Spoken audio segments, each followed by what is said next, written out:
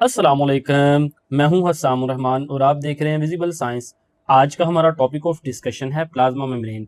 ये सारे प्रोकैरियोटिक और यूकैरियोटिक सेल के अंदर मौजूद होती है, जो कि सेल के अंदरूनी कंटेंट को, साइटोप्लाज्म को, न्यूक्लियस को होल्ड करके रखती है, अपनी जगह पे रखती है।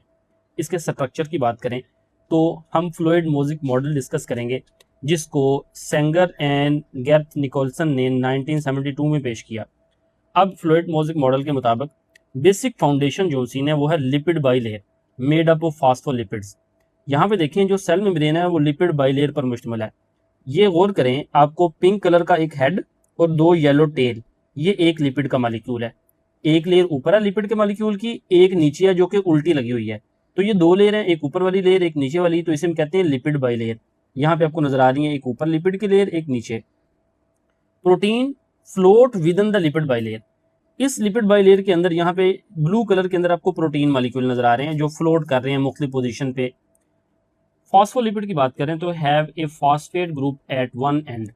ये फॉस्फोलिपिड का मॉलिक्यूल यहाँ पे एक फॉस्फोलिपिड जो सा है हमने बड़ा किया, इसकी एक तरफ यहाँ पे ये हेड है और दो इसकी टेल है। तो जो हेड है उसके अंदर फॉस्फेट मॉलिक्यूल होता है। हाइड्रोफिलिक यानी इस मॉलिक्यूल का एक हिस्सा हाइड्रोफिलिक है। ये जो हेड है ये हाइड्रोफिलिक है। फाइल कहते हैं लविंग, ये वाटर लविंग होता है फॉस्फेट एंड से। दूसरा हाइड्रोफोबिक है जो वाटर फेयरिंग है, वाटर को रिपेल करता है along the C H tail, यानी ये कार्बन हाइड्रोजन की टेल है ये हाइड्रोफोबिक होती है। Hydrophobic tell Orient inward, hydrophilic phosphate group align outward. यहाँ पे देखें टेल इनवर्ड अंदर की तरफ होती है। लिपिड बाइलेयर में दोनों तरफ टेल अंदर है और जो हेड है बाहर की तरफ है, दोनों तरफ बाहर की तरफ।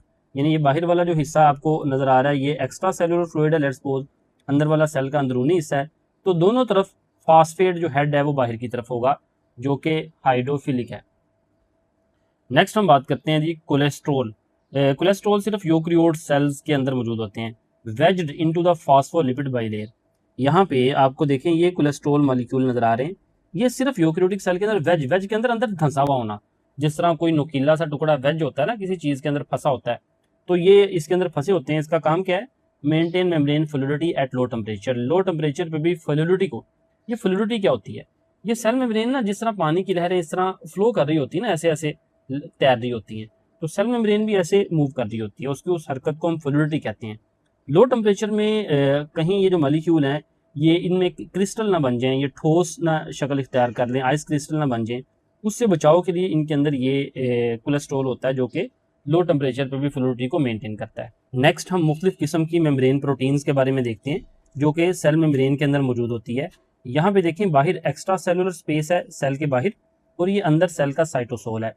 तो membrane protein some float within the bilayer, other adhere to its surface. कुछ अंदर धसी होती हैं, फ्लोट कर रही होती हैं, और कुछ सिर्फ सरफेस तक महदूद होती हैं।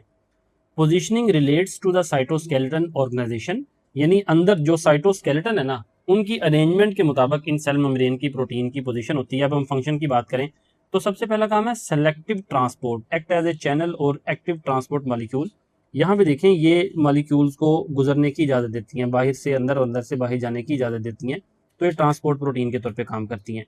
कुछ होती हैं attachment of the membrane to cytoskeleton and external fibre. यहाँ पे देखें अंदर की तरफ ये प्रोटीन साइटोस्केलेटन को इन्होंने अटैच किया हुआ है, पकड़े रखा है, और बाहर की तरफ मुख्तलिफ फाइबर्स जोन से उनको इन्होंने पकड़े रखा है, अटैच किया हुआ है, ये इनका काम है। फिर cell identification, exterior protein bind sugar to form identification marker, यानी बाहर कुछ प्रोटीन होती हैं उनके साथ कुछ शुगर मॉलिक्यूल अटैच होते हो जाते हैं जो किसी सेल को आइडेंटिफाई करते हैं ये मखसूस सेल है। मिसाल के तौर पर रेड ब्लड सेल है, या रेड ब्लड सेल के ऊपर ब्लड ग्रुप ए बी, तो सेल को आइडेंटिफाई करना ये भी प्रोटीन का काम होता है। फिर रिसेप्टर, रिसीव करने वाली लेने वाली, बाइंड मैसेंजर जैसा कि हार्मोन, इसी तरह transmit signal into the cell. ये बाहर ये रेड कलर के अंदर कोई रिसेप्टर आया है, उस रिसेप्टर को इस प्रोटीन ने रिसीव किया है और फिर अंदर इसने सिग्नल आगे ट्रांसमिट कर दिए हैं, उसके ये फलां चीज़ है जो यहाँ पे आके अटैच हुई है।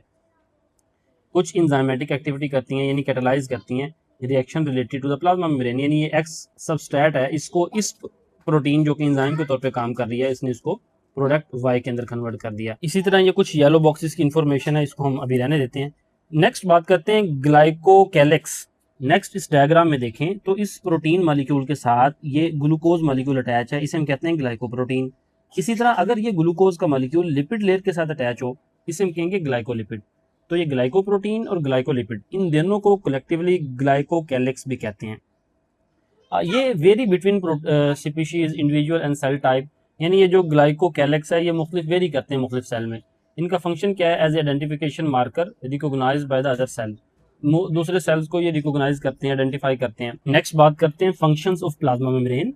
It act as a semi porous barrier, यानी छोटे छोटे सुराख होते हैं जो बैरियर के तौर पे काम करते हैं, और ये बाउंड्री का काम भी करते हैं, जो कि सेल के जो मटेरियल है उसको होल्ड करके रखती है, और ये कुछ न्यूट्रिएंट्स और एसेंशियल मटेरियल को इन अंदर आने देती है और बाहर भी जाने देती है। ये फ्रीली परमिएबल है, छोटे मॉलिक्यूल यानी ऑक्सीजन, कार्बन डाइऑक्साइड, वाटर आसानी से गुजर सकते हैं, लेकिन जो केयरफुली रेगुलेट लार्जर मॉलिक्यूल जैसे अमीनो एसिड, शुगर, इनको बड़े अच्छे तरीके से रेगुलेट करती है प्लाज्मा मेम्ब्रेन अपनी वो ट्रांसपोर्ट प्रोटीन के जरिए। जो यूकैरियोटिक इंटरनल ऑर्गेनेली है ना, वो भी अपने जो मटेरियल्स हैं उनको बाहर और अंदर लाने को के लिए किसके लिए कौन सा रास्ता इस्तेमाल करते हैं? प्लाज्मा मेम्ब्रेन का। यानी membrane also regulate the flow of material in and out. उन ऑर्गेनेली के मटेरियल को भी प्लाज्मा मेम्ब्रेन रेगुलेट करती है। तो ये था आज का टॉपिक, उम्मीद है आपको समझ आई होगी, और जो टेक्निक्स हैं प्लाज्मा मेम्ब्रेन की स्टडी की उसको हम नेक्स्ट लेक्चर में डिस्कस करेंगे। अस्सलाम वालेकुम रहमतुल्लाहि व बरकातहू।